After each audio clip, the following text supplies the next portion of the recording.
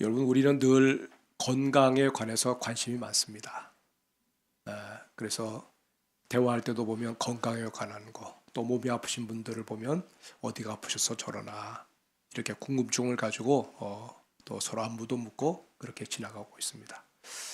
아마 질병 가운데 가장 사람들이 좀 두렵게 생각하는 것 하면 보통 이제 암을 얘기하잖아요. 하도 별의별 암들이 많으니까 그건 사실 맞아요. 근데 저는 가만히 보면서 또 어떤 것이 또 굉장히 두려운 것일까 생각할 때 저는 치매라고 생각합니다. 치매. 요즘에는 혈관성 치매로 해가지고 30대도 오고 40대도 오고 꼭 나이가 들어서만 오는 것 아닙니다. 이 치매라고 하는 것이 제 주변에 또 가까운 친척들 가운데 치매로 인해서 고생하시다가 세상을 떠나신 그런 친척분이 계시는데 그렇게 소식 들을 때 치매가 이렇게 참 힘든 거로구나. 다시 한번 더 깊은 생각을 가지게 되었습니다. 치매가 무서운 것이 뭐겠습니까? 여러분, 기억을 잃어버리는 겁니다. 기억을 잃어버리는 거. 사실 여러분, 삶이라고 하는 것은 기억 아닙니까? 살아온 지난 날들이 다 기억 속에 저장돼 있어요.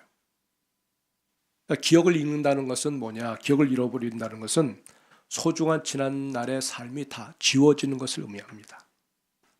그래서 이 치매가 깊어지면 그냥 가까운 것은 물론 제일 먼저 가까운 것들 기억을 잃어버리지만은 나중에 뒤로 가면 갈수록 더 멀리까지가 다 잊어버려요. 더 멀리 있는 데까지.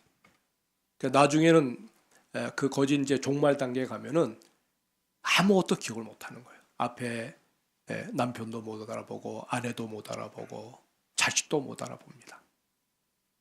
그 정도까지 가는 거예요. 어느 부부가 있었는데 TV에서 내가 본 거예요. 드라마 다큐멘터리인데 그 부부가 너무너무 그냥 젊었을 때부터 서로 사랑하고 인고 부부로 이렇게 지내셨는데 노년이 오니까 아내가 치매에 걸렸어요. 그래서 자꾸 이제 잊어버립니다. 과거를 잊어버리고. 그래서 그 남편이 그 아내를 데리고 그냥 어린 시절, 연애 시절에 다녔던 여러 같이 추억을 쌓았던 그런 곳들 데리고 가고 또 신혼생활하면서 또 여러 곳에 이사하면서 살았던 흔적을 찾아가면서 그 아내에게 우리가 여기서 옛날에 이렇게 살았지 저렇게 살았지. 근데 그 아내 되시는 분이 남편을 알아봐요. 남편을 알아보니까 이제 남편에게 반응을 하는데 생각이 안 나는 거죠. 왜? 다 잊어버렸으니까. 그래서 그 아내를 보면서 그냥 눈물을 훔치면서 안타까워하는 그 남편의 모습 보면서 정말 이 기억을 잃어버린다는 것이 이렇게 무서운 거로구나. 그런 생각을 해봤습니다.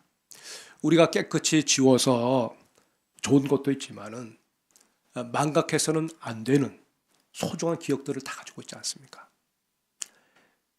여러분, 물고기의 기억력은 대략 얼마나 된다고 생각하세요? 물고기의 기억력은 한 15초 정도 된대요. 그 15초 지나면은 15초 전에 모든 것들이 다 잊어버리는 거예요. 그러니까 15초 전에 나를 잡았던 그 낚시바늘에 끼어서 파닥파닥거려 떨어져 나왔는데 15초 정도 지나면 또 위험이 뭔지 몰라요. 그래서 또 그 낚시하는 쪽으로 가가지고 딱 걸려서 이제 낚시꾼의 밥이 돼버리는 거예요. 예. 한마디로 말하면 이 망각이라고 하는 것이 이게 얼마나 위험한 것인지를 우리에게 보여주는 거예요. 여러분, 역사라고 하는 것은 뭐냐 하면 과거를 기억하는 학문이라고 저는 정의하고 싶어요. 역사를 망각하면 다시 그 역사를 되풀이하게 돼 있어요. 개인도 마찬가지고 또 나라도 마찬가지입니다. 끔찍한 역사를 경험했다면 다시 글로 돌아가면 안 되죠. 근데 꾸역꾸역 다시 그 자리로 돌아갑니다. 피해서 가야 되는데 다시 글로 들어갑니다. 왜? 잊어버렸기 때문에 그런 거예요. 나치 독일에게 600만 명의 유대인들이 가스실에서 죽임을 당했습니다. 끔찍하죠. 그때 당시의 영상이라든지 혹은 그때 당시의 사진들을 보면 어떻게 사람이 이렇게 잔인할 수가 있을까? 그 유대인들에게는 어느 집이고 간에 그 독일 나치 독일 하에서 죽거나 다치거나 어떤 상처를 받지 않는 집안이 없어요. 다 연결돼 있어요.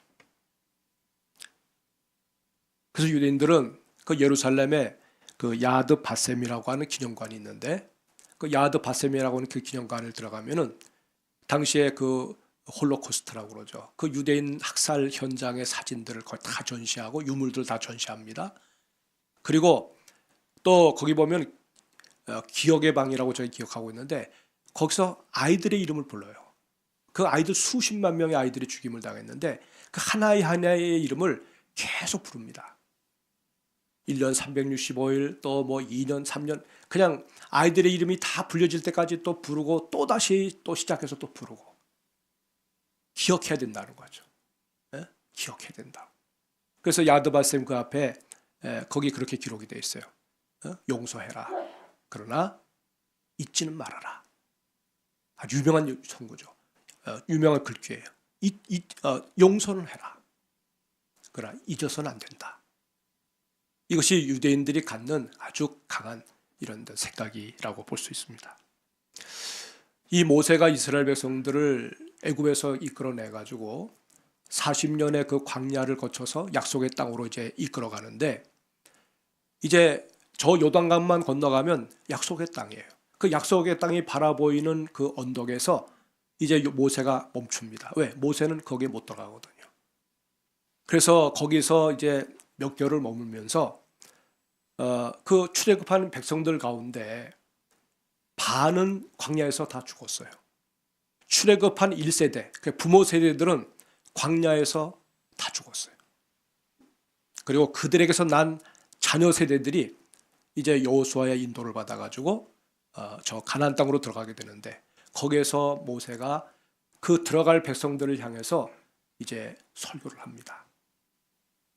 출애굽한 그때로부터 시작해가지고 그냥 그 출애굽의 역사 속에서 여러 가지 기억될 만한 중요한 것들을 포인트를 찍어가지고 설교를 해요. 그 설교한 것이 뭐냐? 신명기예요. 신명기. 예? 근데 그 신명기의 주제, 신명기의 핵심이 뭐냐? 그것이 뭐냐면 오늘 여기 2절에도 그 말씀이 있지만은 기억하라 하는 거예요. 기억하라. 망각하지 마라. 기억하라. 뭐 다른 거 무슨 뭐 어떤 뭐 유산을 물려주는 다른 거 없어요. 뭐 어떤 무슨 오직 그들에게 요구하는 것은 잊지 말아라. 기억해라. 기억해라. 좀 시간이 지나면 누구나 여러분 지난 날을 서서히 잊게 마련입니다. 좀 내 인생에 너무 강한 어떤 인상을 준 그런 사건이 아니면 웬만한 것들은 그냥 웬만하면 다 잊어버려요. 과거에 내가 거길 갔었나? 과거에 내가 그런 말을 했어? 과거에 내가 그런 걸 경험했나?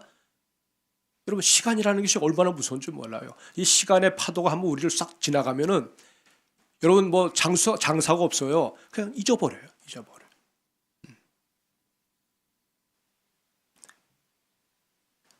이스라엘 백성들이 광야를 거쳤던 그 모든 과정들, 거기에는 여러분 좋은 일도 있습니다. 그러나 기억하고 싶지 않은 그런 일도 있습니다. 성공한 그런 예도 있지만 실패한 일도 많아요. 그런데 그것 어느 것 하나 잊어서는 안 되는 것이기 때문에 모세가 기억하라고 하면서 그것을 말로만이 설교하는 것이 아니라 설교한 그 말씀들을 전부 다 엮어가지고 모아서, 그래서 하나님의 말씀이라고 불려지는 신명기를 갖다가 우리 손에 들려주게 된 것입니다. 말로 듣고 기억하는 것은 좀 시간 지나면 더 금방 잊어먹거든요. 근데 글로 기록을 해놓으면 읽고 싶을 때마다 그걸 펼쳐 보이면 그 과거의 그 생생한 역사가 오늘 우리 안에서 다시 살아나는 거거든요. 네?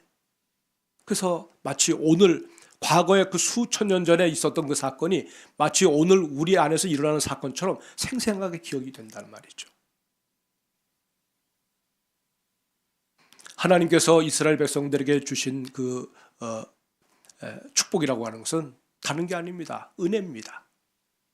내가 너희를 사랑하기 때문에 내가 은혜를 베풀어서 이러이러한 사건들이 너희들의 인생 여정 가운데 있었다. 그러니까 이것을 꼭 기억해야 된다. 이렇게 모세가 그 부분을 강조하고 있는 겁니다. 광야 40년은 결코 작은 세월이 아닙니다. 근데 그 40년 동안 이스라엘 백성들이 뭘 했어요? 하나님을 경험했어요. 크고 작은 간증들을 다 가지고 있어요. 여러분, 우리는 때때로 다니엘 기도회를 통해서도 배웠지만은 어느 한 분이 그 간증을 통해서 할 때 우리 같이 공감하고 같이 울고 같이 그냥 하나님 앞에 감사하기도 하고 때로는 하나님 앞에 가슴을 치면서 애통하는 것이 뭐겠어요? 그분이 간증하는 그 간증을 보면서 내 인생 가운데 찾아오셨던 그 주님을 우리가 다시 회상할 수가 있거든요. 잊어버렸었는데 회상할 수가 있거든요. 또 그냥 말로만 들었던 그 하나님이 저렇게 저 사람의 인생 속에서 저렇게 역사하셨구나. 그렇다고 하면 말로만 들었던 그 하나님이 역시 또 나에게도 그렇게 역사할 수 있는 분이 아니냐. 그 믿음이 오니까 또 감동과 감화를 받는 거예요. 여러분, 그래서 누구나 다 보면 자기가 겪은 그 이야기 속에 하나님이 너무나도 풍성하게 자리 잡고 있어요. 적어도 이스라엘 백성들은 그랬어요. 오늘도 우리의 과거를 놓고 보면, 되돌아보면 하나님이 우리의 인생의 그 고비고비마다 또 어떤 그 중요한 시점마다 나를 만나 주셨던 하나님의 손길을 우리가 다 경험을 했어요. 그때를 회상하면 어떻게 됩니까? 하나님이 아주 새롭게 와닿거든요. 은혜의 간증을 나누는 것만으로 해도 과거의 은혜가 살아나가지고 오늘의 삶을 풍성하게 주고 있지 않습니까? 여러분, 성도들이 좋은 게 뭐겠어요? 만나가지고 결국은 내가 만난 하나님, 지난 한 주간 동안 나에게 은혜를 베푸셨던 주님, 그 주님을 함께 나누니까, 그러니까 상대도 힘을 얻고 또 간증하니까 간증하는 나 자신도 은혜를 받고, 이게 아름다운 성도 공동체의 모습이거든요. 여러분, 만나서 이런 교제의 기쁨을 만약에 못 누린다면 설교를 듣는 것만으로 여러분 모든 것을 다 해결받을 수 없어요. 어쩌면 여러분들이 함께 모여서 내 일상의 삶 가운데 찾아오셨던 그 주님을 서로 고백을 하는 가운데, 그 평범하지만 그 고백하는 그 간증을 통해 가지고 서로 간에 얼마나 거기서 시너지가 일어나는지 몰라요. 와, 과연 주님이 우리와 함께 하신다. 그러니까 은혜 받은 사람들 중심으로 해가지고 이 모임이 만들어져야 돼. 교제가 이루어져야 돼. 왜? 어떤 경우에 보면 만나서 서로 교제하는데 은혜를 까먹는 교제가 있어요. 네? 하나님이 우리 가운데서 함께 하신 그 역사를 나누면 은혜가 풍성해집니다. 교제가 풍성해집니다. 그런 교제를 우리가 주도하면서 나가야 된다는 말이에요. 오늘 여기 2절 말씀에 한번 우리 읽어볼까요? 2절을 읽어봅니다. 자, 같이 한번 읽어봅시다. 내 하나님 여호와께서 이 40년 동안에 내게 광야길을 걷게 하신 것을 기억하라. 이는 너를 낮추시며 너를 시험하사 내 마음이 어떠한지 그 명령을 지키는지 지키지 않는지 알려 하심이라. 사랑하는 여러분, 거두지 마시고 그대로 드세요. 40년 동안에 내게 광야길을 걷게 하신 분이 계시다는 거예요. 그분이 누구예요? 하나님이세요. 그 하나님을 기억하라는 거예요. 아니, 그 광야길 가능하면 짧으면 좋잖아요. 고생하는 건 좀 짧으면 좋잖아요. 우리는 그런 입장을 가지고 있잖아요. 근데 왜 하나님이 우리에게 이렇게 40년이라고 하는 작은 세월이 아닌데 이 작은 세월이 아닌 길을 걷게 하셨을까? 근데 하나님은 거기에 하나님의 뜻이 있다는 거예요. 너를 낮추시며 너를 시험하사. 너를 낮추시며 너를 시험하사. 그 다음에 보니까 내 마음이 어떠한지, 그 명령을 지키는지 지키지 않는지 알고 싶으셔서 하나님 그렇게 하신다는 거예요.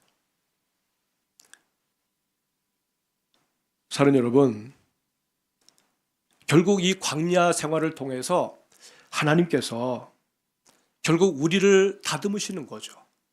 여러분, 이 마음이 낮추신다고 하는 것을 거꾸로 얘기하면 뭡니까? 마음이 교만해진 마음들을 다 낮추신다는 거예요. 거칠어진 마음을 하나님이 온유하게 만드신다는 거예요. 그게 어떻게 가능합니까? 하나님을 만나면 그게 가능해요. 여러분, 낮추시는 것은 다른 말로 하면 하나님께 길들여지는 걸 얘기합니다. 신앙생활이 뭐냐? 고삐 풀린 망아지처럼 뻥쭉뻥쭉 뛰면서 그냥 막 난리치는 게 아니라 바로 하나님을 만나게 되면, 주님이 어떤 분인지를 경험하게 되면 그 하나님께 내가 알게 모르게 자꾸 물들어져요. 자꾸 그분에게 길들여져요. 길들여지니까 어떡합니까? 온유해지는 거예요. 온유해지는. 모세는 모든 사람들 가운데, 지상에 있는 모든 사람들 중에 온유함이 탁월하다고 그랬어요. 마음이 온유한 자는 복이 있나니 저희가 뭐예요? 땅을 기업으로 받을 것이며, 정복해서 뭐 그냥 거칠게 싸워서 땅을 차지하는 게 아니라 온유한 자에게 하나님이 그저 선물로 주시는 그 축복이 기업이라고 말씀하고 있는 거예요.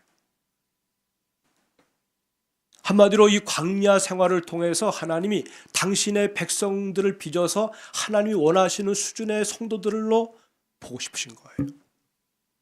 얼마나 멋있습니까, 여러분? 또 이 광야를 통해서 우리가 뭘 깨닫느냐 하면, 사람이 의식주 문제에 사실 평생 거기에 매여 사는 것 아닙니까? 뭐 돈이 많은 사람이나 적은 사람이나 결국은 뭘 먹고 살까? 어떻게 살까? 어떻게 좀 안락하게 살까? 어떻게 생존 문제를 어떻게 해결할까? 생존 문제가 해결된 사람은 좀 더 욕구가 더 커지죠?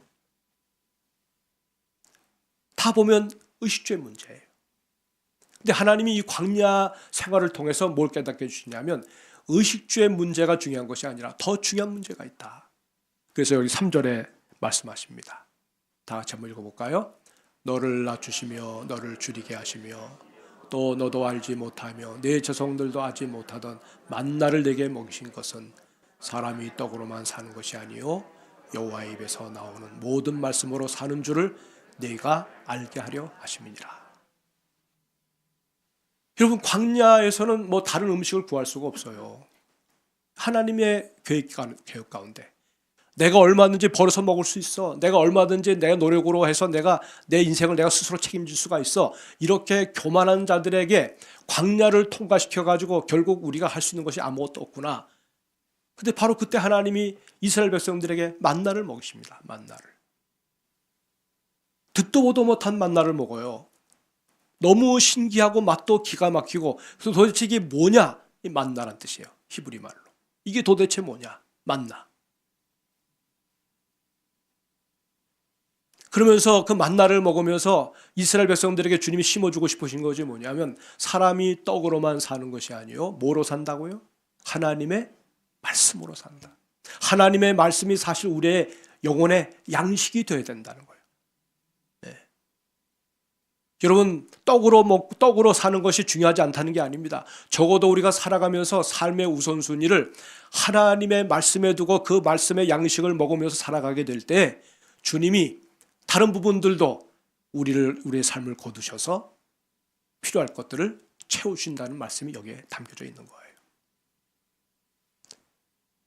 사랑하는 여러분, 우리의 이 땅에 오신 우리 예수님은 본인이 그렇게 말씀하셨어요. 나는 생명의 떡이다. 너희들이 나를 먹고 나를 마셔야 된다고 말씀하셨어요. 또 예수님 뭐라고 말씀하셨느냐면 나는 말씀이라고 말씀하셨어요. 요한복음 1장 1절에 보니까 태초에 읽어볼까요? 태초에 말씀이 계시니라. 이 말씀이 하나님과 함께 계셨으니 이 말씀은 곧 하나님이시니라. 우리는 그냥 말하면 그것을 인격이라고 생각하지 않잖아요. 네? 내가 한마디 했어. 그 한마디로 끝나는 거죠. 근데 성경은 말을 어떻게 표현하냐면, 말씀이 뭐냐 할 때 말씀은 하나님이라고 얘기하는 거예요. 근데 하나님으로 불려지는 분이 누구냐? 요한복음에서는 그분이 예수님이라고 얘기했어요. 영원 전부터 예수님 말씀이셨어요. 여러분, 구약의 선지자들을 통해서, 구약의 메시지를 통해서 하나님의 음성이 들립니다. 그 말씀을 가지고 주님이 우리에게 다가오십니다. 말씀으로 찾아오신 하나님이세요. 근데 신약에 와서는 말씀이신 그분이 직접 사람의 몸을 입으시고 우리 가운데로 들어오시는 거예요. 여러분의 인생 가운데로 들어오시는 거예요. 저의 마음 가운데로 들어오시는 거예요. 그래서 주님이 두드리시는 거죠. 두들기시면서 내 문을 열어달라. 볼지어다 내가 문 밖에 서서 두드린다. 내가 너와 더불어 먹고 마시고 싶다. 내 문을 열어달라. 말씀이신 분이 우리에게 찾아오셨습니다. 여러분, 적어도 주님이 말씀이신 분이 사람의 몸을 입으시고 이 땅에 오셨을 때 그 말씀을 시험하잖아요. 누가? 마귀가 시험합니다. 세상이 시험합니다. 환경이 시험합니다. 우리가 시험받는 것과 똑같은 모든 종류의 시험을 우리 주님이 직접 다 당해보십니다. 오늘 여러분이 신자로 살면서 여러분에게 시험이 오고 여러분에게 어려움이 오는 이유가 있어요. 딱 한 가지예요. 만약에 여러분 믿지 않는 사람들과 다른 것이 뭐냐? 믿는 자 안에 주님이 와 계시기 때문에, 말씀이 우리 안에 들어와 계시기 때문에 우리는 어차피 테스트 받게 되어 있어요. 우리가 진짜인지, 우리가 하나님에게 속한 사람인지 마귀는 말씀을 받은 자들에게 찾아와서 시험을 하게 되어 있어요. 예수님도 40일 금식을 하시는 중에 그 마지막 날에 마귀가 찾아와서 시험하잖아요. 여러분, 금식이 쉽지 않습니다. 저는 40일 금식해 본 적도 없어요. 짧게 해가지고 한 40일 한 적은 있지만 엄청나게 배가 고픕니다. 그래서 저는 금식하다가 실패한 게 많아요. 왜? 저는 식탐이 많아요. 저는 신학교 다닐 때도 책을 살까 짜장면 사 먹을까 하면 저 짜장면 집에다 갔어요. 다른 사람들은 자기는 굶으면서 책을 먹었다고 그러는데 저는 그냥 굶지 않고 그냥 어쩌겠는지 하면 짜장면을 먹었어요. 근데 여러분, 금식하는 게 쉽지 않아요. 내 동료 후배 전도사는 40일 금식하다가 10며칠째 세상을 떠나기도 했어요. 그래서 하나님이 강권적으로 금식을 시키지 않으면 저 금식 안 합니다. 근데 40일 금식하는 중에 주님이 마귀가 찾아왔어요. 찾아와서는 말이, 내가 하나님의 아들이어던 이 돌들로 떡덩이가 되게 하라. 여러분, 예수님이 마귀가 그렇게 시험할 때 들으셨어요, 안 들으셨어요? 듣지 않았어요. 사람이 떡으로만 살 것이 아니고 하나님의 말씀으로 산다고 오히려 그 마귀를 책망하시고 내쫓으셨어요. 여러분, 명령하는 자가 아버지시면 우리 주님은 순종하셨을 거예요. 사실 그랬어요. 주님이 이 땅에 계시면서 일으키신 모든 기적은 아버지가 허락하시고 아버지가 명하셨기 때문에 순종하신 거예요. 어린아이가 보리떡 5개와 물고기 2마리 가지고 예수님 앞에 왔을 때 주님이 하늘을 우러 축사하실 때, 아버지여, 이로 인하여 영광 받으소서. 그리고 그 5,000명의 사람들에게 그 떡을 나눠줄 때 기적이 일어나잖아요. 그 자그마한, 우리가 볼 땐 말도 안 되는데 거기서 계속 떡이 공급됩니다. 계속 생선이 공급됩니다. 5,000명이 모인 그 광야에 앉아있던 사람들이 먹고도, 배부르게 먹고도 12광주리가 남았다고 했어요. 여러분, 지금도 하나님이 그렇게 역사할 수 있어요.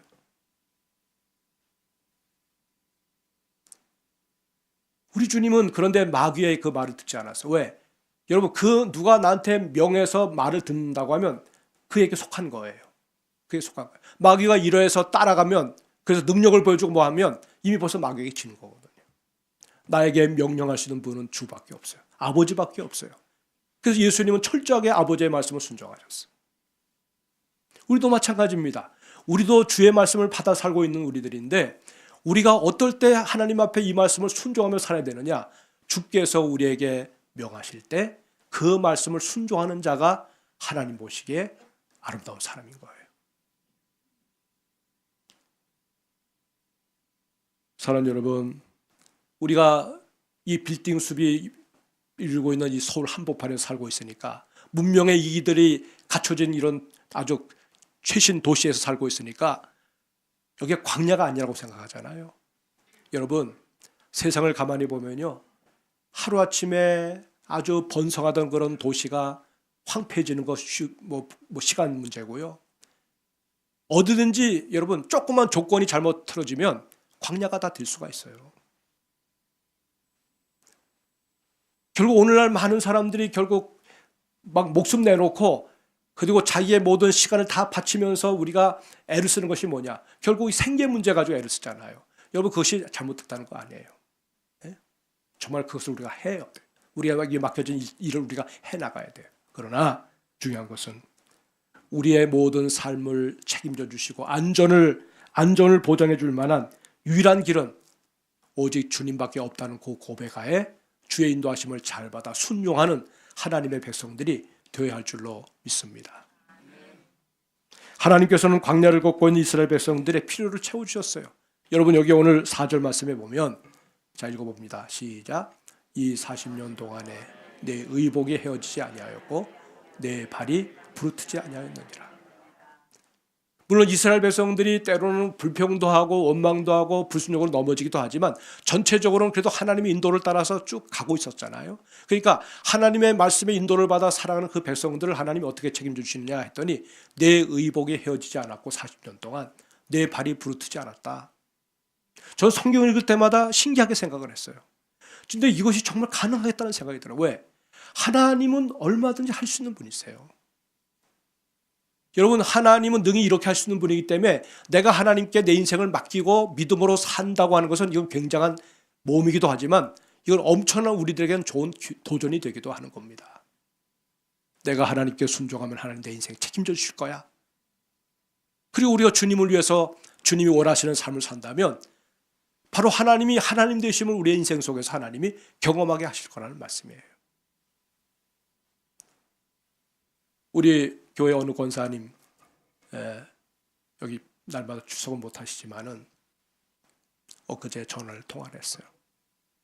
목사님 제가 6년 동안 하나님의 은혜로 이 얘기도 절대 누구한테 하지 말라고 그러는데 저는 그런 말하면 꼭 해요.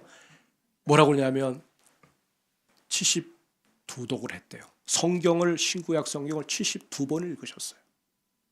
1년에 12번 6년이니까 72번이죠. 72번을 읽으셨어요. 그래서 읽고 나니까 뭐 내가 기억하는 건 아닌데 목사님이 무슨 설교를 할 때 보면 그 어떤 구절을 딱 치면 그 구절 전후로 해가지고 그게 다 생각이 난다는 거예요. 너무 신기하다는 거예요. 말씀이 너무너무 좋다는 거예요. 연세가 80이 훨씬 넘으신 분인데 한 달에 한 번씩 성경을 읽어요. 에? 우리가 1년 끙끙거려도 잘 안 되는데 에? 그러면서 하시는 말씀이 그러는 거예요. 근데요 참 감사한 것은 제가 소원은 100독을 하는 겁니다. 그러길래 권사님 제가 볼 땐 100독은 틀렸어요. 권사님 아무래도 내가 볼 땐 한 200독은 할 것 같아. 에? 얼마나 성경을 사랑하는지 얼마나 말씀을 사모하는지 그러니까 가정적으로 많은 기적이 일어나는 거예요. 이런 얘기를 제가 할 수는 없어요. 공적인 자리니까. 너무너무 놀라운 일들이 지금 집안에서 벌어지고 있어요.